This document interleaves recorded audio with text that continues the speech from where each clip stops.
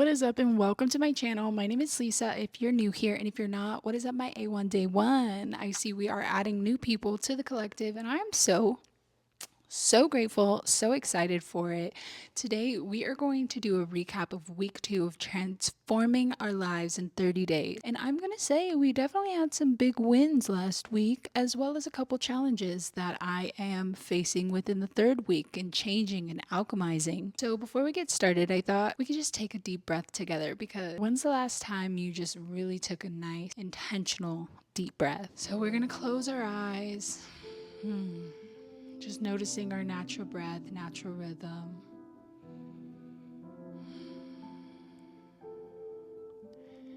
And on our next inhale, we're going to deep breathe deep in our nose,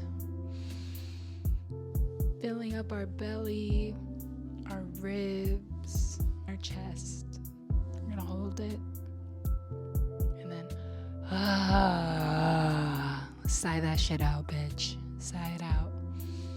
Yes. Okay, so to dive into my wins, I have my notes here. Week 2, honestly, the overarching themes of week 2 is going to be clarity, consistency, as well as alignment, which was so beautiful. I believe week 1 was more so just starting the foundation, getting things started, getting things going, starting to create system. I definitely felt the momentum picking up as I stayed consistent. However, the resistance, that's it. Yep, the resistance, past versions of myself, kind of trying to get into the way of me getting shit done. And we're going to dive into all that. Some of my big wins for this week was I stayed consistent on my podcast. If you haven't checked it out, it's CSWFM. We do have a channel here on YouTube, as well as we are streaming on Spotify.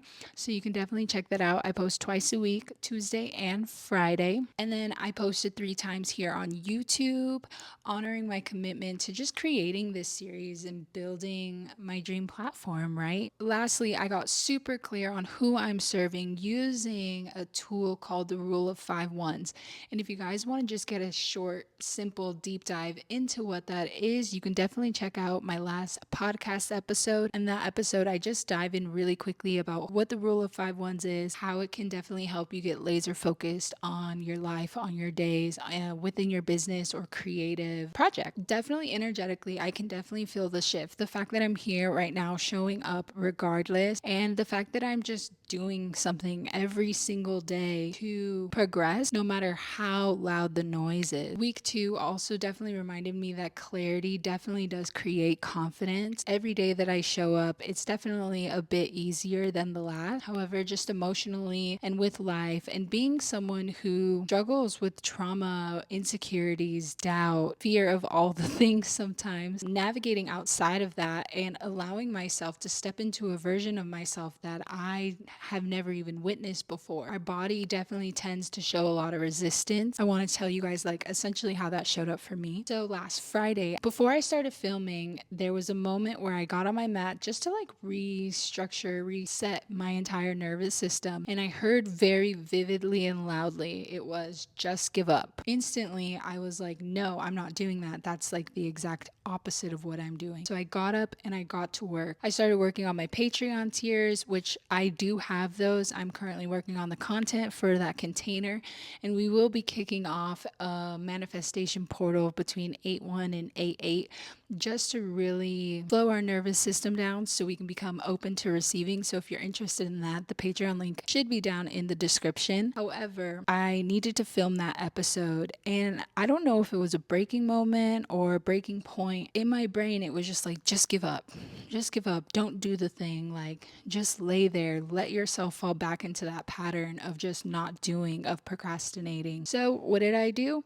I did my episode regardless. It took me literally 4 to 5 takes. I refilmed it, re-recorded it, and re-recorded it, and re-recorded it. On the final take, the one where I was like, fuck yes, this eats, we're gonna get it, my arm completely went dead. It was like a phantom pain within my shoulder. And honestly, I have sickle cell anemia. So something that happens is sickle cell crisis, where it's localized pain anywhere. Sometimes it's your low back, it could be your joints, your hip. It just creates a lot of discomfort and pain. And this felt exactly like that. And why it was weird is because one, our right side is our masculine side. So that's action, really, really bossing up, right?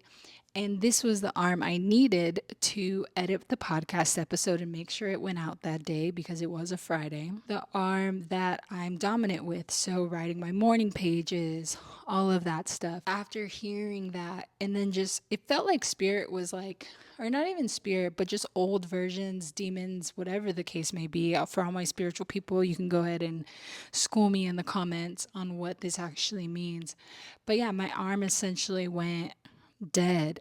And it was like, don't post that episode. You can't post that episode because you're in pain. So I took my little happy booty and I completely still edited it and I still posted it on YouTube and Spotify. Let me tell you, the pain just simply amplified from there.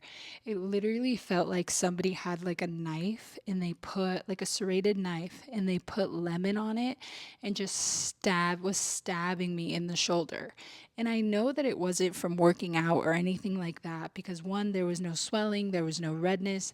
When I touched on it, I couldn't feel anything. It was simply cyclical. So from my sickle cell, as well as I think spiritual, it was old parts of me trying to rebalance and recuperate. And it was just like, what the heck?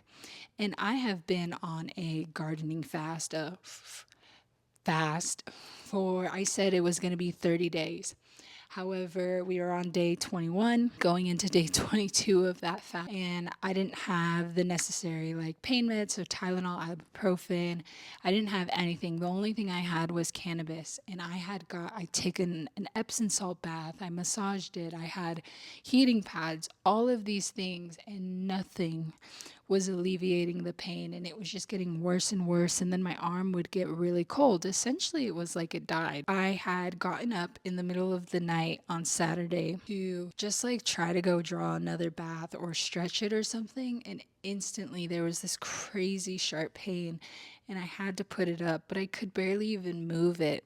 So I broke my cannabis fast. Within breaking the fast, there were so many realizations that came up like, Lisa, you don't have to be in pain. Lisa, you are allowed to take care of yourself the way that you need to take care of yourself. More like, oh my God, my nervous system is so rattled by a lot of these changes that I'm making and actually sticking to my promises and still moving forward consistently, that my body like definitely needed some type of ease, some type of release, and it's recalibrating essentially to the new life that we're creating. I definitely think it was spiritual. It could have just been a sprain or whatever, but just with the line of event, it definitely changed the way that I really thought about it. Not gonna lie, I told myself I was gonna have a rest day on Saturday and Sunday. Well, guess what? Spirit forced me to rest because I couldn't move my arm for 2 days. And yes, I know it might sound alarming. However, somebody with sickle cell that is really used to monitoring pain and stuff like that, I was able to move through it and nurse myself. And I have incredible children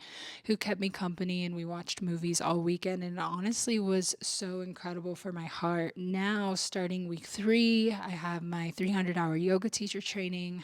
I'm super clear on what I wanted to bring to the collective, which is in-bed healing. That is why you see me in my bed for most of my videos. I have a burning desire to make healing accessible for all, and being somebody with sickle cell anemia, gentle yoga nidra practices, yin yoga, restorative practices from the bed, just community healing from the bed is what I really want to bring to the collective. I am now starting my in-bed healing series, which I already do have a little course on Gumroad. It's about $11 and you can go through 7 modules of just in-bed healing and taking care of yourself. And there's a little companion journal for you there too that's completely free. But my goal is to expand on that because access is so important and not everybody has the time and the space to get in a yoga studio. Also, your bed is so forgiving on your body and just allowing yourself to be held. I want to serve the exhausted. I want to serve the ones where maybe it's just too hard to get out of the bed in the morning. I want to be a pillar, a resource, and a tool to help you literally calm down your nervous system and essentially just be able to move through life in a more peaceful, calm, easeful way. And I truly believe that starts in the bed. And then also just finding my first clients, finding my first founding members. We're also doing crowdfunding right now. So I have a campaign that I'm starting through PayPal. We have a $20,000 goal, and I'm hoping to reach that goal within the next 2 months so that I can bring these practices to minority groups, maybe transitional housing where single mothers, creatives, neurodivergent, some of us that just really, really need a creative space and a community healing space that wouldn't necessarily be able to afford it. I want to raise these funds so I can bring these practices and things to the collective for virtually free. And if you want to join the community, you totally can too. That definitely helps me bring things like this to the collective. And I definitely want to start bringing them to YouTube as well. So you guys can just get a taste of what that's like. And we can just vibe and really just manifest our dreams within the bed by calming our nervous system. I think that's going to be it for me today on this video. That was my week 2 recap and holding myself accountable. Our next video, we are going to be building out a mega dream board, a massive one. I have like a board that I've been saving from a TV for a long minute, and I'm ready to map out my dream life. Stay tuned for that. Hopefully it'll be out within the next couple days. And yes, I will see you guys in the next video. Bye.